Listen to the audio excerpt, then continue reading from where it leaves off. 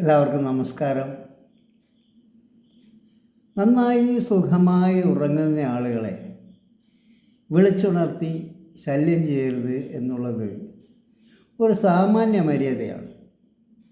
എന്നാൽ ചില ആളുകളെ നിർബന്ധമായും ഉറങ്ങുന്നത് കാണുമ്പോൾ വിളിച്ചുണർത്തണം എന്നാണ് പറയുന്നത്. ഇത്തരത്തിൽ ഉണർത്തപ്പെടേണ്ടവർ ഒരു 7 വിഭാഗക്കാരാണത്രേ. നോക്കാം നമുക്ക് ഈ 7 വിഭാഗക്കാർ ആരാണെന്ന് നമുക്കൊന്ന് പരിശോധിക്കാം. ഒന്നാമത്തേത് വിദ്യാർത്ഥി, സേവക, പന്ഥ, ക്ഷുധാർത്തോ, ഭയഗാദര, ഭാണ്ഡീജ, പ്രതിഹാരീജ, സപ്തസുപ്താൻ പ്രബോധയേത്. ഇവരാണ് ആ 7 പേര്. ഒന്നാമത്തേത് വിദ്യാർത്ഥി.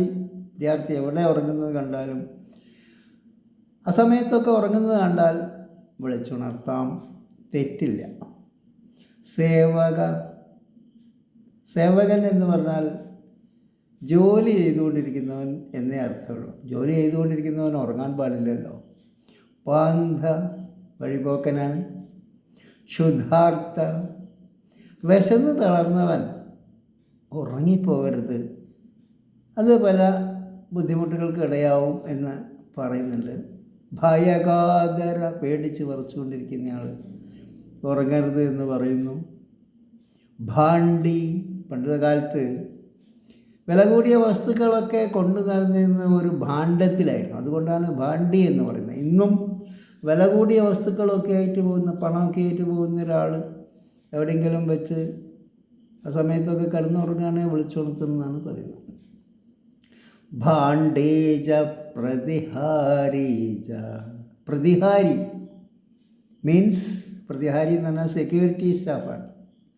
ഇങ്ങനെയുള്ള 7 പേരെ സപ്തസുപ്താൻ പ്രബോധയേത്. 7 പേരെയും ആ സമയത്ത് അല്ലെങ്കിൽ അവരുടെ ജോലിക്കിടയിൽ പകൽ എവിടെ വെച്ച് കിടന്നുറങ്ങുന്നത് കണ്ടാലും വിളിച്ചുണർത്തണം, മടിക്കേണ്ടതില്ല എന്നാണ് പറയുന്നത്.